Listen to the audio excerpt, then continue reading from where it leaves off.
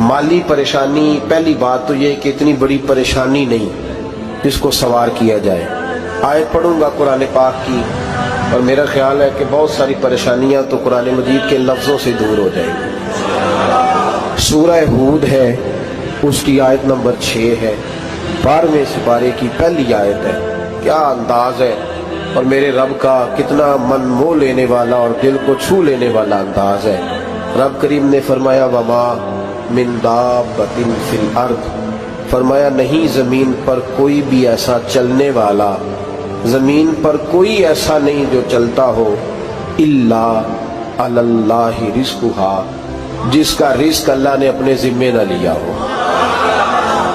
ज़मीन पे कोई चलने वाला ऐसा नहीं जिसके रिस्क की जिम्मेदारी रब करीम की ना हो। ये जिम्मेदारी रिस्क किसकी है?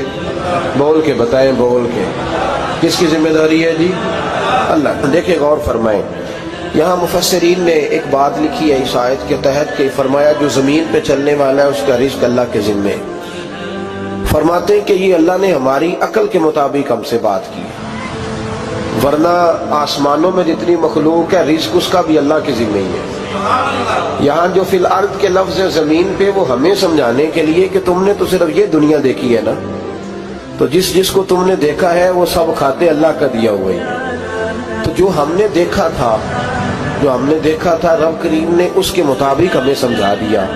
फरमाया कुछ तो तुमने देखे ही नहीं, चलो उनकी तुमसे बात नहीं करते, पर जो तुमने देखे हैं उन सब का रिस्क किसके जिम्मे है? अल्लाह के। मेरे रसूल करीम सैयद आलम सल्लल्लाहु ताला अलैहि वसल्लम कुरान मजीद की जब तर्जुमानी करते, वजाहत करते, तो महबूब पाक सल्लल्लाहु अलैहि वसल्लम भी कोई इश्काल रहने नहीं देते थे, कोई इश्काल नहीं रहने देते थे। मेरे महबूब करीम अलैहिस्सलातु सलाम ने फरमाया अल्लाह पे भरोसा रख के सवेरे निकल जाना रिस्क की तलाश में। किस पे भरोसा रखना है? निकलना तुम्हारे जिम्मे है। ये ना कहना कि घर बैठूंगा तो यही आएगा, निकलना तुम्हारी जिम्मेदारी है। जितनी जिम्मेदारी है वो पूरी करना। अल्लाह पे भरोसा करके निकल जाना तुम्हारी जिम्मेदारी है। रब का जिम्मा है तुम्हें रिस्क देना, वो जरूर तुम्हें रिस्क पहुंचाएगा। या रसूल अल्लाह सल्लल्लाहु अलैहि वसल्लम किस तरह पहुंचेगा? तो जरा हुजूर के लफ्जों का हुस्न भी देखिए। नबी पाक सल्लल्लाहु अलैहि वसल्लम ने फरमाया जिस तरह मौत तुम्हें ढूंढ लेती है ना कि तुम कहाँ मौजूद हो, जब वक्त आता है तो इंसान पाकिस्तान में हो तब भी आ जाता है, जद्दा में हो तब भी आ जाता है, मक्का में हो या मदीना तैयबा में वक्त फिर भी आ जाता है।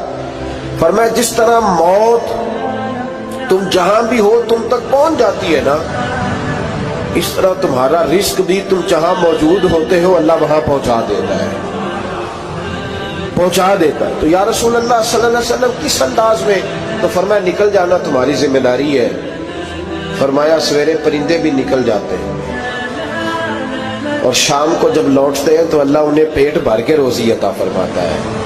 हालांकि उनको नहीं पता होता हमारा कारखाना कहाँ है, हमने कहाँ जाके मजदूरी करनी है। उनको नहीं पता होता कि हमारा दफ्तर कहाँ है, हमने किस ऑफिस में बैठना है। उनको नहीं पता होता कि हमने कहाँ जाके माल खरीदना है और कहाँ से हमने फिर उसको दोबारा बेचना है। उन्हें खबर नहीं होती, अल्लाह पे भरोसा करके निकल जाते हैं। निकलना तो तेरे जिम्मे है कि नहीं? फरमाया वो तू ड्यूटी कर, शाम को अल्लाह जो रब परिंदों को रोजी देता है वो तुझे भी अता फरमाएगा।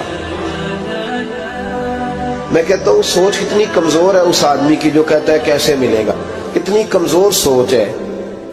जो रब बैल को रोजी देता है, बकरी को रोजी देता है, इस जमीन इस धरती पे अगर बसने वाला ऊंट भूखा नहीं सोता, चले ये तो पालतू जानवर होते हैं, इस धरती पर बसने वाली अगर बिल्ली और कुत्ता रोटी खा के सोते हैं तो तू तो अशरफुल मखलूकात है।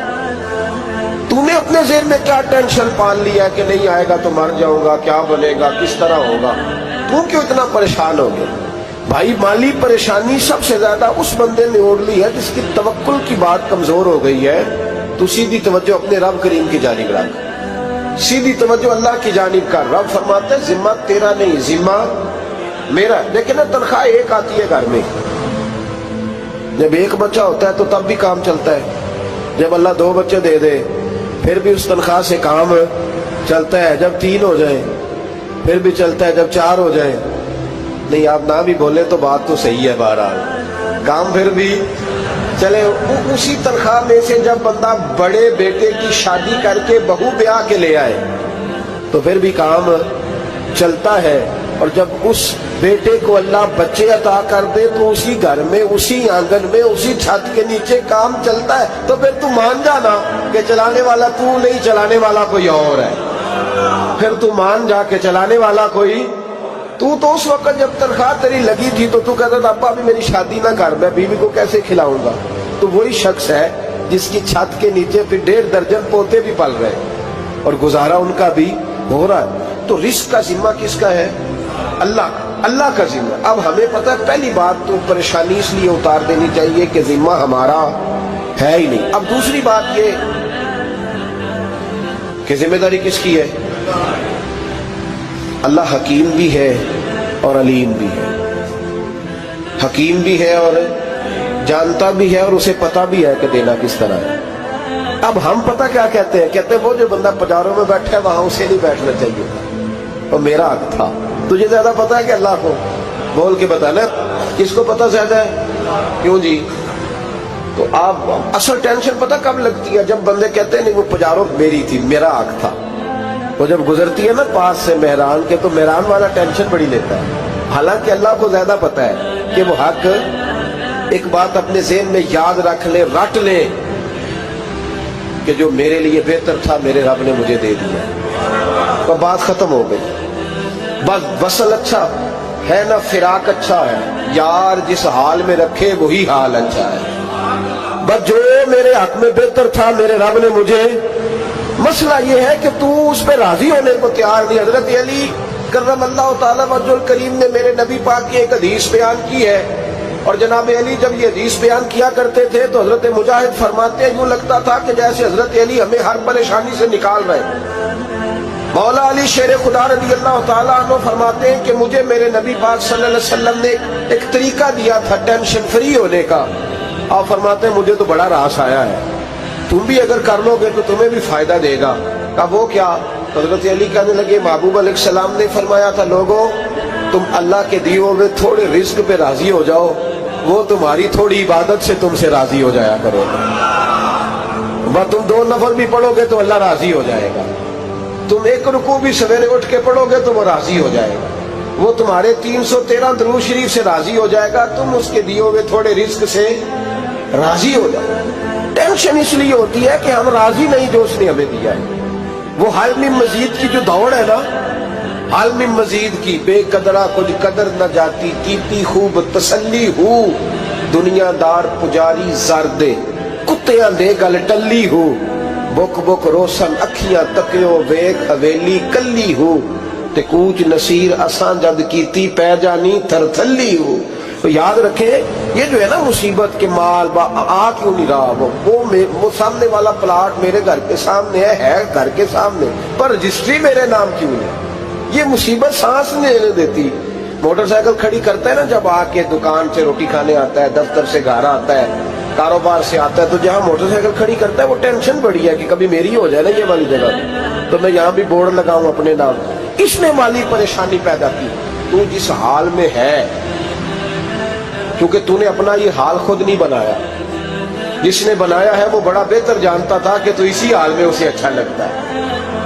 تو اسے اسی حال میں، ایک بزرگ تھے تو ان کی طبیعت بڑی علیل ہو گئی، بیمار ہو گئے، تو اللہ نے آزمائش دی تو کیڑے پڑ گئے وجود میں۔ ایک کیڑا یہاں سے کھا رہا تھا، اللہ والے بڑے راضی رہتے ہیں اس کی رضا پہ، تو کیڑا یہاں کھا رہا تھا تو نیچے گر گیا، تو بابا جی نے اٹھا کے پھر وہاں رکھ لیا، کہنے لگے جب اس نے تیری ڈیوٹی مجھے کھانے کی لگائی ہے تو میں اس بات پہ راضی ہوں، تو نیچے کیوں گرتا ہے؟ بٹ ٹھیک ہے کھا، جب اس نے تجھے ڈیوٹی جو تیری لگائی۔ سالبہ بن عبد الرحمن ایک صحابی تھے، سالبہ غالباً نبی پاک صلی اللہ علیہ وسلم کی خدمت میں آئے، کہنے لگے یا رسول اللہ صلی اللہ علیہ وسلم غربت بڑی ہے، میرے لیے دعا کریں اللہ زیادہ مال دے۔ تو محبوب صلی اللہ علیہ وسلم نے فرمایا تو جس حال میں اچھا ہے وہ تیرے لیے بہتر ہے، جس میں تو ہے وہی حال تیرے لیے۔ مشکل ہے نا یہ جواب سننا، کہتے پیر صاحب فلان جگہ سے تویز آیا، وہاں تو وارے نے آرے ہو گئے، تو آپ کے ہاں، تو میں کہتا ہوں یہ تویز دینے والا اگر تویز دے کے امیر بناتا ہے تو پہلے خود کیوں نہیں بنتا؟ یہ خود تو 150 کا تویز بیچ رہا ہے, اپنی بیچارے کی حالت یہ ہے. اگر اتنا ہی تویز اس کا چلتا ہوتا تو پہلے 5 پجاروں اس کے دروازے پہ کھڑی ہوتی. عجیب چکر ہے اور عجیب جگہ لوگ الجھ گئے, سمجھتے ہی نہیں بات کو. یا رسول اللہ صلی اللہ علیہ وسلم دعا کر دے تو محبوب نے کیا فرمایا؟ فرمایا تو جس حال میں ہے نا وہ حال تیرے لیے بہتر ہے, اسی میں رہ.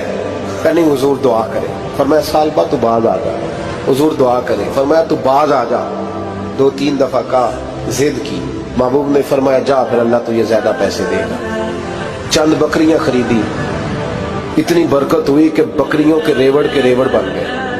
پھر کچھ بکریاں بیچ کے گائے خرید لی, ان کے بھی ریوڑ ہو گئے. پھر کچھ اونٹنیاں لے لی, ریوڑ ہی ریوڑ. پہلے 5 وقت مسجد میں آتے تھے, اب فجر اور عشاء رہ گئی. پھر مال زیادہ ہوا تو مدینے شہر میں کوئی جگہ ہی نہیں, مدینے سے باہر حویلی خریدی. پھر جمعہ ہی رہ گیا. جمعے کے جمعے آتے زکوٰۃ کا حکم آیا. میرے نبی کریم علیہ السلام نے حضرت ابو ہریرہ کو بھیجا. فرمایا جا اسے کہہ تیری زکوٰۃ بنتی ہے 2.5%. 10 کروڑ روپیہ ہو تو کتنی زکوٰۃ بنتی؟ 1 کروڑ کی 2.5 لاکھ ہوئی نا, تو 10 کروڑ کی کتنی ہوئی؟ تو بڑی مصیبت ہے جب بینک سے میسج آتا ہے نا کہ 25 لاکھ نکل گیا تیرے اکاؤنٹ سے.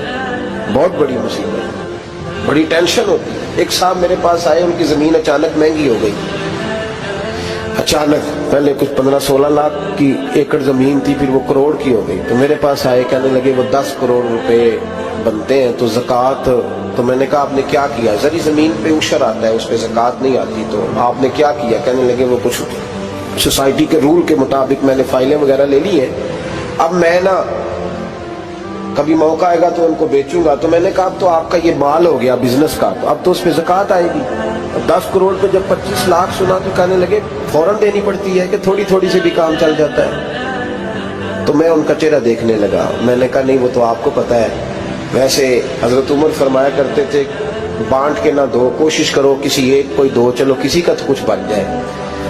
تو ایک کو ہی دینی چاہیے. کہنے لگے تو مطلب یہ ایسا ہی حکم ہے؟ میں نے کہا آپ کسی اور سے تحقیق کر لیں. اب یہ بھائی لیتے وقت نہیں تجھے ٹینشن ہوئی کہ 15 لاکھ کا کروڑ ہو گیا, تو اس وقت ہی تو نے کہا کہ یا اللہ. تو یہ کیسی سوچ ہے مسلمان, کس طرح کا اس کا؟ ہمارے ہاں جب کسی آدمی پہ حالات خراب ہوتے ہیں نا, تو سب سے پہلے وہ اس طرح کرتا ہے کہ جو میں کہیں اللہ کے رستے میں دیتا ہوں پہلے اسے بند کروں.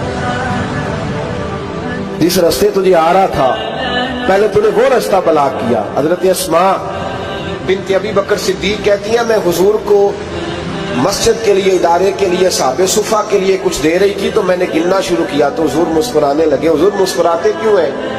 تو فرمانے لگی, محبوب فرمانے لگے اسماء اللہ کے رستے میں گن گن کے نہ دیا کر, ورنہ وہ بھی تجھے گن گن کے دے گا. تو اس کے رستے میں بے حساب دے, وہ بھی تجھے بے حساب ہی عطا فرمائے. لیکن پہلے یہ والا پہلے دروازہ بند کرو, یہاں سے پیسے ختم ہو رہے ہیں. تو اس طرح کرنا بھائی. اس دفعہ سوٹ ذرا گرمیوں والے نہ خرید, لیکن جو تو اللہ کے رستے میں دے رہا ہے اسے دیتا رہے. لیکن ہم اپنا نقصان کرتے ہیں, زیادتی کرتے ہیں اپنے ساتھ. میں نے آپ کو پہلے بھی بتایا تھا پیار کی بولی ہے, پھر بولتا ہوں. ایک بڑے پیار والے دوست ہیں, ایک دفعہ مجھے کہنے لگے کہ آپ کئی دفعہ اعلان کرتے ہیں تو مجھے اچھا نہیں لگتا, اور آپ ادارہ بھی بہت زیادہ بننے والا ہے, بڑی چیزیں میں دیکھتا ہوں جو ہوں تو بڑا نظام اچھا ہو جائے, آپ دعا کریں اللہ مجھے پیسے دے تو میں بڑے سارے خرچ کروں گا اس کے رستے. تو میں نے کہا یا اللہ اسے 10 کروڑ دے, یہ 9.5 کروڑ تیرے رستے میں دے دے گا. تو وہ چپ کر گیا, جس طرح آپ نہیں کر گئے سارے, تو چپ کر گیا وہ بھی. اس نے کہا جی نہیں جی انشاءاللہ کریں گے. تو میں کیا پلیا جی تے دعا پہ ہوں دیا, ابھی تو وہ آئیں گے تو تب دیکھی جائے گی. تو تو یہی اڑ گیا ہے, یعنی 9.5 کروڑ اللہ کے رستے میں خرچ کرنے کی دعا پہ بھی آمین کوئی نہیں کہتا کہ چلو آمین ہی کہہ دے. تو میں کہا تینوں تے 50 لاکھ بچتا سی پیا, لیکن تو اس سودے پہ تیار ہے. جب یہ سوچ ہوتی ہے, یہ غلط سوچ ہے. یہ بات تو اگر مسکرانے والی, لیکن یہ سوچ صحیح نہیں. حضرت عثمان غنی رضی اللہ تعالیٰ عنہ کہتے ہیں جس وقت نبی پاک صلی اللہ علیہ وسلم نے اعلان کیا نا جنگ کے موقع پر کہ 800 سپاہیوں کا خرچہ چاہیے, کہتے ہیں میرے پاس 600 کا تھا. یہاں ایک روایت میں حضور نے 1000 کا اعلان کیا تو میرے پاس 800 کا تھا. جب 2-3 دفعہ نبی پاک نے اعلان کیا تو کہتے ہیں میں نے کھڑے ہو کے کہا یا رسول اللہ پورا 800 میری طرف سے. کہتے میں نے 200 سپاہی کا خرچہ ادھار اٹھایا لیکن پورے 2 مہینے نہیں گزرے تھے، رب کریم نے مجھے کئی گنا کر کے پیسے واپس عطا فرما دیے۔ اور بات تو یہ ہے کہ تیری وہاں لو لگی ہو، تو تجارت کرتا ہے ان لوگوں کے ساتھ جو کیا دے سکتے۔ تو سالبہ کے پاس حضور نے پیغام بھیجا، پہلے تو کہا تیرے لیے بہتر نہیں مال، جب اصرار کیا تو بڑی برکت ہو گئی، بڑا آیا تو فرمایا زکوٰۃ دے، 2.5 زکوٰۃ ہے۔ جب سوچا کہ 5 اونٹوں پہ ایک بکری جائے گی اور بڑا سارا مجھے دینا پڑے گا، اب جب غور کیا تو یہ تو نہ کہا کہ میں نہیں دیتا۔ حضرت ابو ہریرہ سے کہنے لگے نبی کریم علیہ السلام کی خدمت میں عرض کرنا کہ میں خود آؤں گا۔ حضرت ابو ہریرہ نے آ کے عرض کی یا رسول اللہ صلی اللہ تعالی علیہ وسلم، حضور وہ کہتے تھے میں خود آؤں گا، تو کہتے محبوب نے ٹھنڈی سانس لی، فرمایا اسے کہا تھا کہ تیرے لیے مال بہتر نہیں، اب ہلاک ہو گیا، ہائے افسوس ہلاک ہو گیا۔ ان کو بھی تھوڑی دیر کے بعد احساس ہوا کہ یہ میں نے کیا کیا، نبی پاک کوئی کہہ دیا نہیں ہے، حضور کو کہہ دیا بعد میں آؤں گا۔ اب دوڑے آئے، عرض کی حضور میں سارا کچھ لے کے آیا ہوں، قبول کر لیں۔ محبوب نے فرمایا گویا بلال حبشی کی خشک کھجور بھی قبول ہے، اور صہیب رومی ایک اٹی باندھ کی لائے تو وہ بھی قبول ہے، اور عمار بن یاسر اور مصعب بن عمیر اگر 2 دینار دے جائیں اور کوئی پرانا جوڑا کسی سپاہی کے لیے چھوڑ جائے تو وہ بھی قبول ہے، لیکن تو اپنا لاکھوں لے کے چلا جا، تیرا کوئی نہیں قبول، معاف کر دے۔ فرمایا جا معاف کیا، پر پیسے لے کے نہ آنا۔ اگلے سال پھر آئے، بندے ہوئے ہاتھ ہیں، محبوبہ میں دولت کا کیا کروں گا، آگ لگانی ہے، قبول کر لے۔ فرمایا تو لے جا، تیرا نہیں قبول، گرا جو ان کی نگاہ سے وہ سنبھل نہیں سکتا۔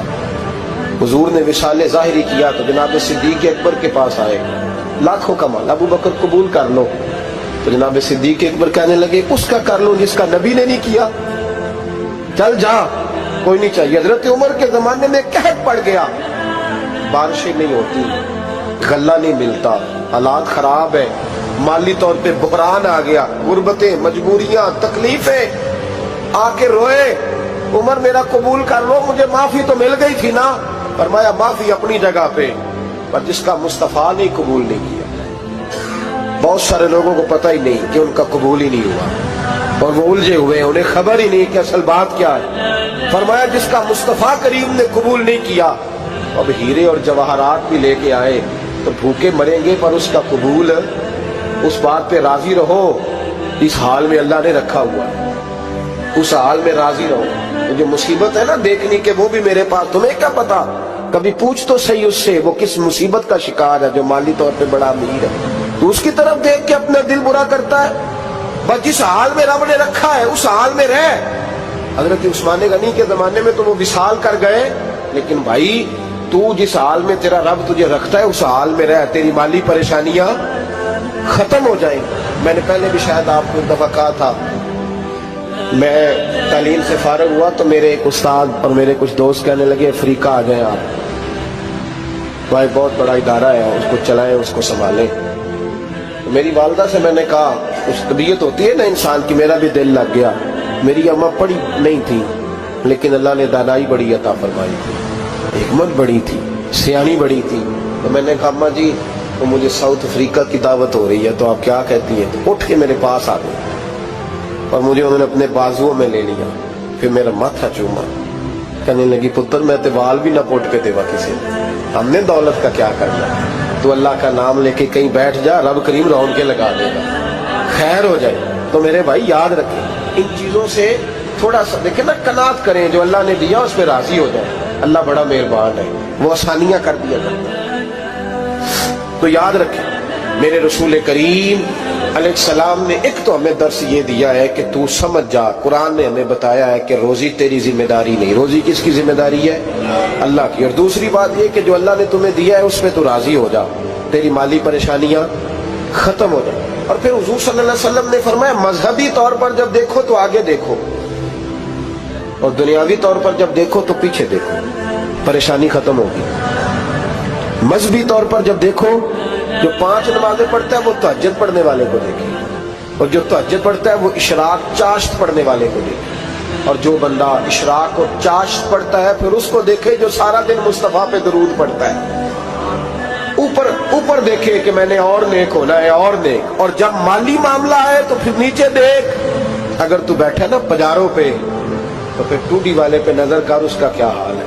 और अगर तू वहां बैठा है तो देख मेहरान वाला भी तो गाड़ी चला ही रहा है ना। और अगर तू वहां है तो मोटरसाइकिल वाला देख, और तू वहां है तो फिर साइकिल वाले पे नजर। और अगर तू साइकिल वाला है तो पैदल वाले को देख। अगर तू किराए के मकान में रहता है तो फिर झोंपड़ी वाले को देख।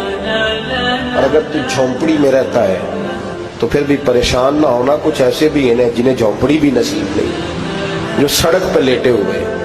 और अगर तू तंदुरुस्त है ना तो कभी जाके अस्पताल में देख हाल क्या है, लोग किस हाल में। तो हम शुक्र नहीं अदा करते, उसका नुकसान क्या होता है, नेमतें चली जाती हैं। अल्लाह फरमाते लाइन शकर तुम लाज़ीदन्नकुम, तो शुक्र अदा कर, मैं नेमतों में इजाफा कर दूंगा। तो भाई माली परेशानी का तीसरा सबब यह है कि हम देखते हैं माली तौर पर ऊपर, तो फिर हमें तबीयत बिगड़ती है।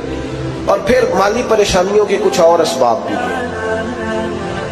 इमाम शाफी फरमाते हैं जिन घरों में लोग फजर की नमाज के वक्त सोए होते हैं उन घरों में रिस्क नहीं आता।